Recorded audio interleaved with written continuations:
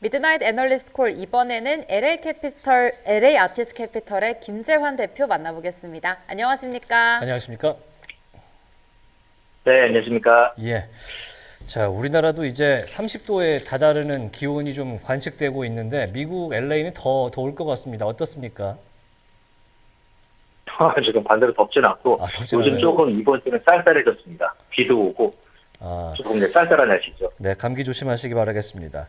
자, 미국 전쟁, 이란과의 전쟁 분위기가 약간 수그러드는 느낌인데 지난 주말을 돌이켜보면 굉장히 초조했는데 또 이게 뭐 전쟁 계속 가면 어떡하나 걱정했습니다만 어제 장도 상승 마감했고요. 오늘도 2차 회담에 대한 얘기가 나오면서 올리고 있거든요. 장 분위기 어떻게 보면 좋을까요? 지금 이제 전체적으로 장에 봤을 때 분위기가 확실하게 바뀐 거는 맞습니다. 그러니까 지난주, 지지난주 비교해서 이제 확실히 바뀌고, 지금 일단 투자 심리가 그동안에는 뭐, 약간 이제 변동성이 좀, 커지면서는 뭐 사자에서 팔자 쪽으로, 팔자가 사자 쪽으로 뒤집어지거나, 이런 것들이 많았는데, 지금 최근 들어서는 장이 상승 모멘텀을 계속 이어가고 있는 그런 조짐이에요. 어떻게 보면은, 지난주 같은 경우가 이 3대 지수가 나란히 2주 연속 상승한 주를 기록했는데, 그게 이제 18주 만에 처음이었었습니다. 근데 이제 이번 주도 지금 이제 화요일밖에 되지 않았지만, 이번 주 같은 경우도 장이 이제 플러스로 3대 지수가 끝나게 되면은 3주 연속 상승한 주를 기록하게 되는데, 이제 그렇게 되면 이제 22주 만에 처음으로 3주 연속 상승한 주를 기록하게 되는 겁니다. 그러니까 이것도 마찬가지로 최근 들어서는 이제 아주 자주 볼 수 있었던 움직임이 아니란 얘기죠. 그러니까 거기다 더해서 어떻게 보면은 특히 이제 네스닥 같은 경우는 이제 어제까지 9일 연속 상승했고, 오늘 같은 경우 이제 플러스니까 지금 이제 10일 연속 상승하고 있는 겁니다. 이렇게 되면 마지막으로 S&P 500이, 네스닥이 열흘 연속 올랐을 때가 언제냐면은 2021년도 11월 달이니까 무려 4년 5개월 만에 처음으로 열흘 연속 오르는 기록을 이제 세우게 되는 겁니다. 그리고 그 기간 동안에, 열흘 동안에 지금 네스닥 같은 경우는 12%를 넘게 폭등했어요. 그러니까 엄청나게 지금 이제 완전히 지금 한꺼번에 끌어올리고 있다는 얘기죠. 그리고 이제 어떻게 보면은 특히 이제 3대 지수가 나란히 오래 떨어졌던 이제 그 하락분을 모두 반납하고 다시 이제 플러스 구역으로 진입했습니다. 그래서 어떻게 보면은 지금 다우존스 같은 경우는 이제 올해 6.2%까지 떨어졌던 거가 현재는 0.89% 플러스로 돌아섰고, 네스닥 같은 경우는 이제 올해 10.9%까지 떨어졌던 거가 현재는 0.8% 플러스로 돌아섰고, 또 S&P 500 같은 경우는 한 7.7% 올해 떨어졌던 거가 지금은 1.3% 플러스로 올라섰습니다. 그러면 지금 보면은 전체적으로 봤을 때는 이제 S&P 500이 지금 올해 떨어졌던 것도 이 하락폭이 계속 떨어졌다가 올라오는데 S&P 500이 어떻게 보면은 또 빠르게 반등한 것 중에 하나인데, 지금 전체적으로 제가 지난번에도 언급했던 것처럼 사상 최고치 대비했을 때는 지금 이제 S&P 500 같은 경우가 이것 한 불과 1% 정도밖에 떨어져 있지 않습니다. 7,007포인트에서. 그리고 네스닥 같은 경우는 여전히 한 2.3% 정도가 이제 떨어져 있는 상태고, 지금 다우존스 같은 경우는 4%가 떨어져 있는 상태예요. 그러면 지금 보시는 것처럼 여기서 S&P 500이 조금만 더 올라간다고 치면은 새로운 사상 최고치를 경신하기 바로 직전에 와 있다고 볼 수 있는 거죠. 그러니까 그만큼 이게 뭐 전쟁이 뭐 휴전됐다가 또 다시 또 이제 휴전 협상이 또 이제 파토가 났다가 또 이런 식으로 계속 전해지는 소식들이 계속 있는 거지만, 그럼에도 불구하고 투자 심리는 잠깐 위축됐을 뿐, 사자 쪽으로 매수 심리가 자극되는 쪽으로 최근 들어서는 포모 현상이 꾸준히 계속해서 작동하고 있다고 볼 수 있는 거죠. 그리고 이렇게 되면은 제가 지난번에도 한번 언급했던 것처럼 다우하고 네스닥 같은 경우는 벌써 10%, 13%를 폭락해서 조정을 줬는데, S&P 500 같은 경우는 근접하게 갔다가 뭐 9.8% 갔다가 떨어지는 걸 그치고 안 떨어지고 올라왔다고 얘기했는데, 지금은 뭐냐면 너무 많이 올라와 버렸어요. 한마디로 지금 상태에서 하락세를 꺾기가 더 힘든 겁니다. 이제 그만큼 관성의 법칙이 작용하는 것처럼 일단 매수 심리가 자극되는 쪽으로 확 돌아섰기 때문에 지금 상태에서는 하락세로 다시 꺾이면서 조정을 마무리하는 게 아니라 지금은 뭐냐, 오히려 이렇게 된다고 치면 올라가서 더 새로운 사상 최고치를 기록하고 마찬가지로 깨고 올라올 가능성이 좀 더 높아졌다고 볼 수 있는 거죠. 그리고 이제 어떻게 보면은 최근 들어서는 이 변동성, 이제 공포지수로 봤을 때도 이게 최근 3월 9일 날에 31.87까지 가면서는 11개월 최고치까지 갔던 공포지수가 현재 오늘 최저치 대비했을 때는 17.89 정도까지 떨어졌습니다. 그러면 거의 44% 반토막이 나버린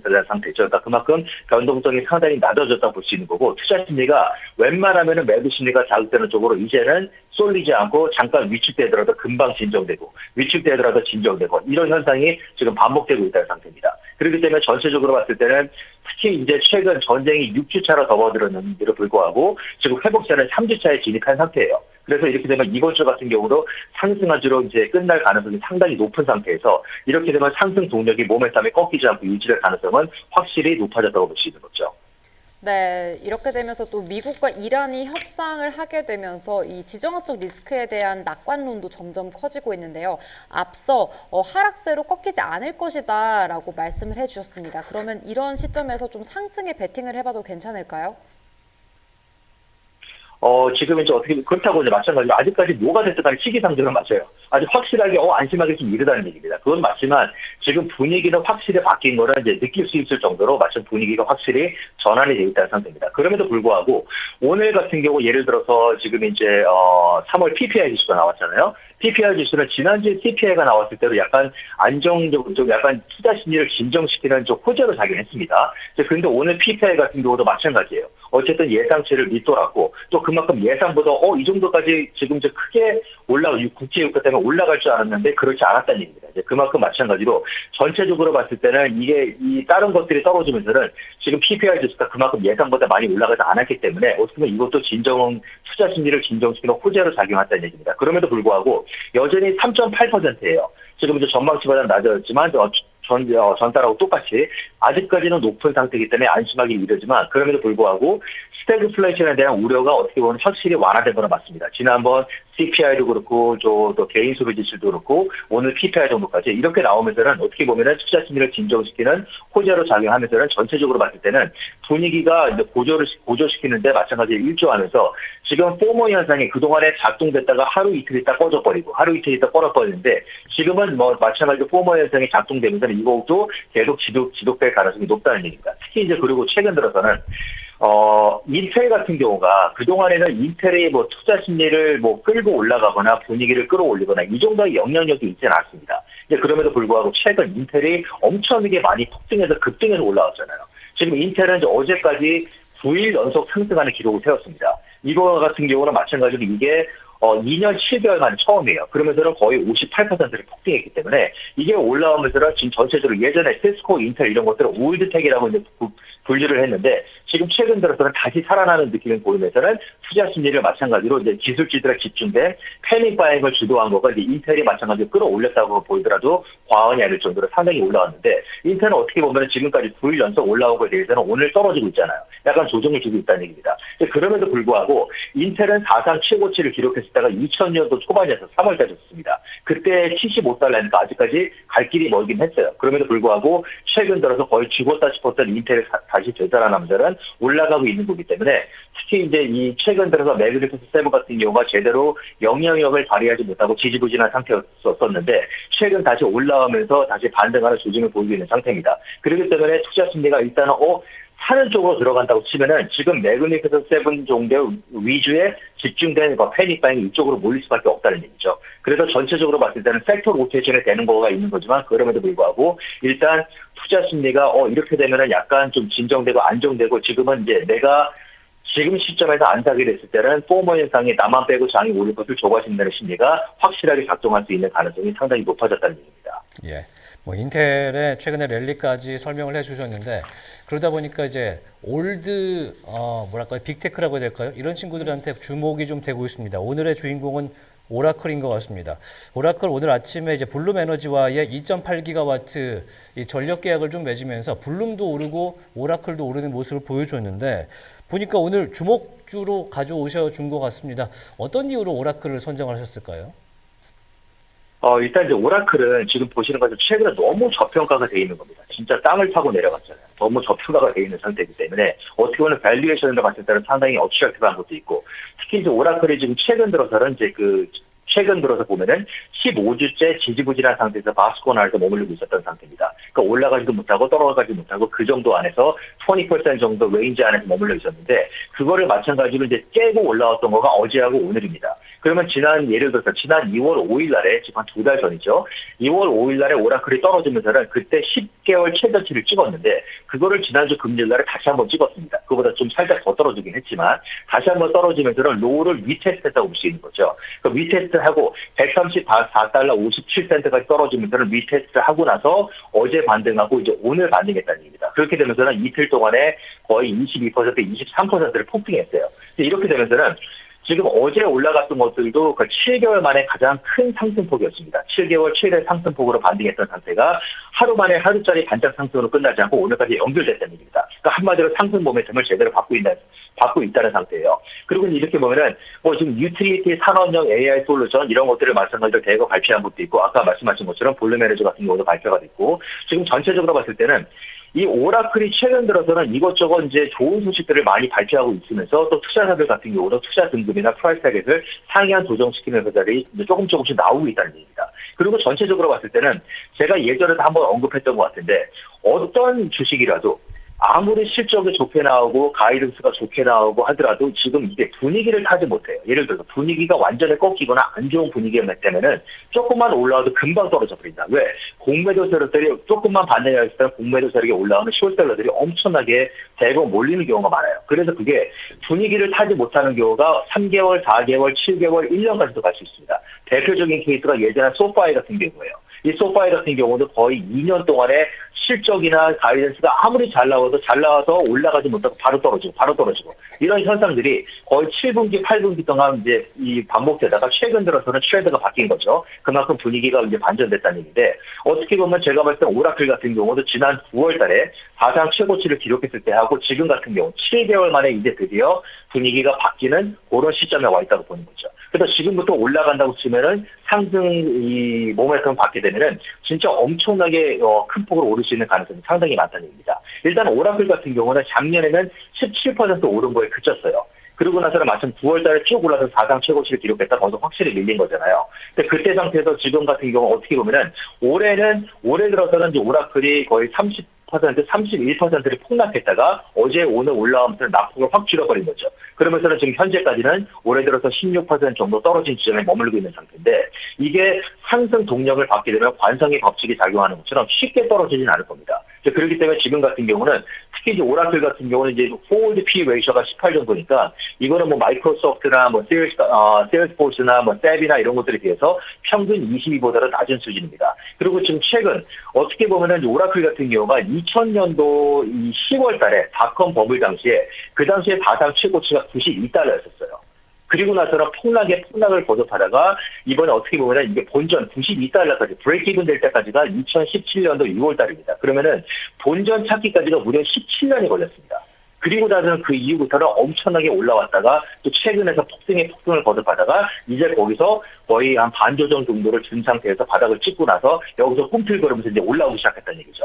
그래서 어떻게 보면은 이런 것들을 모멘텀 트레이딩이라고 볼 수 있는 거지만 또 반대로 봤을 때는 지금이 저점 매수를 할 수 있는 마찬가지로 크게 오르기 전에 미리 컷해서 저점 매수할 수 있는 좋은 기회가 또 될 수 있다는 얘기입니다. 특히 이제 오라클 같은 경우는 지금 최근 들어서 실적 발표했을 때도 뭐 아시는 것처럼 상당히 좋았었잖아요. 그러면 지금 전체적으로 봤을 때는 뭐 3분기 실적이 지난달에 3월 달에 발표했을 때도 수익도 좋았고 또 매출도 좋았고 또 22% 매출 같은 경우는 22% 전년 동기 대비 급증한 상태고 또 특히 클라우드 인프라 매출 같은 경우도 아마 그 49억 달러니까 전년 동기 대비 무려 84%를 폭증했습니다.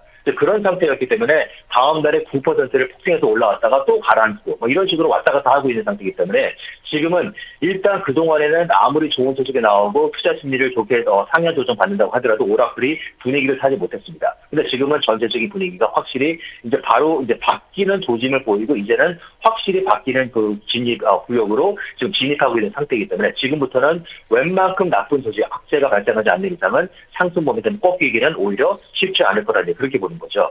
그리고 이제 오라클 같은 경우는 지금 최근 들어서 RSI가 익스트림 솔드까지, 오버솔드까지 떨어졌다가 20까지 떨어졌다가 최근 올라오면서 이게 60을 또 넘어섰습니다. 그러니까 지금 또 이제 최근 급등해서 올라왔기 때문에 올라간 거지만 이것도 마찬가지로 그렇다고 인텔처럼 9일 연속 또 뭐 8일 연속 계속 올라오고 이러지는 못할 수 있어요. 그럼에도 불구하고 지금처럼 올라가다가 잠깐 뭐 마찬가지로 오버버스 되게 되면 살짝 또 조정을 줬다가 다시 올라가고 지그재그 형상으로 올라가면서는 어쨌든 간에 지금하고 한 3주 뒤, 한 달 뒤, 두 달 뒤 비교했을 때는 마찬가지로 이게 상당히 높은 지점이 있을 가능성이 높다는 얘기죠. 그리고 지금 이제 오라클 같은 경우는 바이 웨이링 주고 있는 회사가 29개 정도 회사입니다. 그리고 이제 홀드 웨이링은 5개 정도고 셀 웨이링 주고 있는 회사는 아직까지 하나 정도 회사예요. 그러면 전체적으로 봤을 때 80%에 넘는 투자자들이 바이 웨이링을 주고 있는 회사인데 지금 이제 로우 프라이스 타겟이 가장 낮은 거는 $160 정도고 가장 높게 잡은 거는 한 $400 정도입니다. 지금 예를 들어서 $162, $163 정도니까 아직까지 갈 길은 멀은 거는 맞아요. 그럼에도 불구하고 지난번 도달했던 이제 사상 최고치까지는 충분히 갈 수 있지 않을까 그렇게 보는 거고 그 대신에 뭐냐면 한 가지는 이 오라클 같은 경우는 지금 공매도 폴시, 쇼 인트레스트가 상당히 적습니다. 지금 2.8%, 2.9%예요. 제가 알기로도 2월 달에 지금 이게 이제 지난번에 10개월 최저치를 찍었을 때 그때 공매도 폴시이 가장 많았을 때라고 하더라도 2.3% 정도밖에 되지 않아요. 그럼 이 회사는 최근 들어서 지금 어제와 오늘 같은 올라온 거가 공매도를 벌어들이면 쇼 스퀴즈가 엄청나게 들어왔다. 아니면 그 전에 떨어졌을 때 공매도가 계속해서 늘어가고 떨어졌다. 이렇게 보는 게 아니라 실질적으로 이 회사를 갖고 있는 그러니까 롱 포지션으로 갖고 있는 사람들이 이 회사가 안 좋은 것처럼 보이고 또 마찬가지로 여러 가지 KPI도 너무 증가해서 또 프리 캐시 플로우 같은 경우도 마찬가지로 마이너스로 꺾였잖아요. 그렇기 때문에 안 좋게 보니까 던지는 것들이 많기 때문에 이게 진짜 한마디로 공매도가 아니라 리얼 셀링이 들어왔다고 보는 거죠. 그러면서는 이 정도까지 떨어졌다가 지금 상태에서는 마찬가지로 바닥을 다지고 약간 올라오기 바로 직전 그런 시점에 올라오고 있다고 보는 거죠. 네.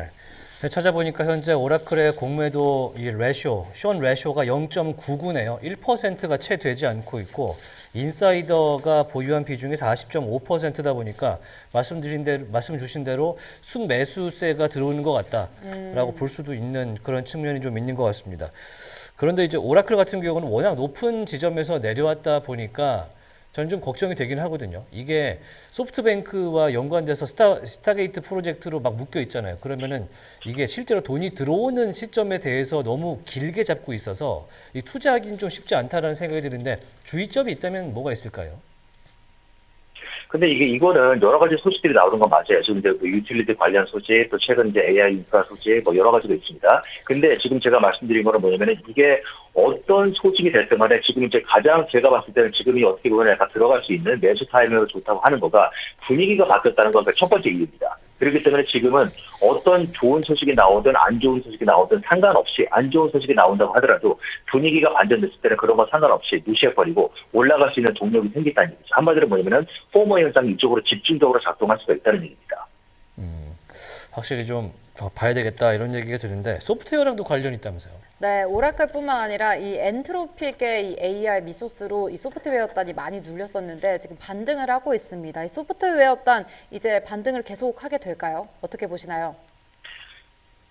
근데 제가 봤을 때는 소프트웨어 같은 경우도 옥석을 가려야 되는 거는 맞잖아요. 예를 들어서 소프트웨어 아도비도 있고, 지금 피그마도 있고, 지금 최근 들어서 파이들과 여러 가지 회사들이 지금 이제 완전히 폭락을 해서 좀 죽을 수가 있는 상태입니다. 현재 상태에서는. 근데 올라오다가 같이 떨어질 때는 동반 하락한 경우가 많아요. 그 대신에 올라갈 때는 동반 상승한다? 물론 그럴 가능성도 있습니다. 그럼에도 불구하고 그때는 서로 각자에 따라서 나오는 소식들에 따라서 희비가 또 엇갈릴 수 있다는 얘기죠. 그래서 지금은 웬만하면은 종반 상승하거나 종반 하락하는 거는 이제 업종들이 아주 상당히 타이트합니다. 예를 들어서 항공사 주식들, 카지노 주식들, 이런 것들 같은 경우는 종반 상승하고 종반 하락하는 그런 마찬가지로 이제 그 가능성이 상당히 커요. 근데 이제 다른 것들은 그렇지 않기 때문에 특히 이제 테크놀로지 주식 같은 경우는 그 안에서도 마찬가지로 이제 분류가 많이 되잖아요. 예를 들어서 소프트웨어 계통이 있고 하드웨어가 있고 네트워킹이 있고 이런 것처럼 어떻게 보면 이것도 세분화가 될 수 있는 거기 때문에 기술주가 올라간다 했을 때는 한꺼번에 다 올라가는 게 아니라 올라가는 게 있고 떨어지는 게 있는 것처럼 엇갈리는 것처럼 그 대신에 뭐냐면은 소프트웨어 같은 경우는 소프트웨어 주식들이 그동안에 많이 떨어지고 특히 이제 RGB 같은 경우도 20% 넘게 폭락한 상태에서 올라간다고 하면은 반등을 할 수 있겠죠. 그럼에도 불구하고 계속해서 희비는 엇갈릴 겁니다. 특히 이제 이런 거를 봤을 때는 금융 주식들도 마찬가지예요.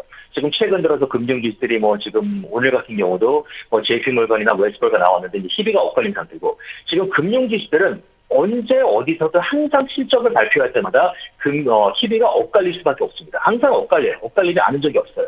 그리고 올라갈 때도 아무리 실적을 잘 나와도 못 올라가는 경우도 많고 실적이 못 나온 대로 올라가는 거 많고 이런 식으로 금융주식들 같은 경우는 특히 이제 XLE 같은 경우는 올해 들어서 최근 들어서 한 10%까지 폭락했다가 최근 반등하면서는 올해 들어서 한 5% 정도 이제 하락한 걸로 지금 이제 그만큼 낙폭을 많이 줄인 상태인데 좀 이런 것들도 금융주들이 한꺼번에 올라가면서 전체적인 주식시장의 강세를 주도했다, 회복세를 주도했다 이런 경우는 거의 드뭅니다.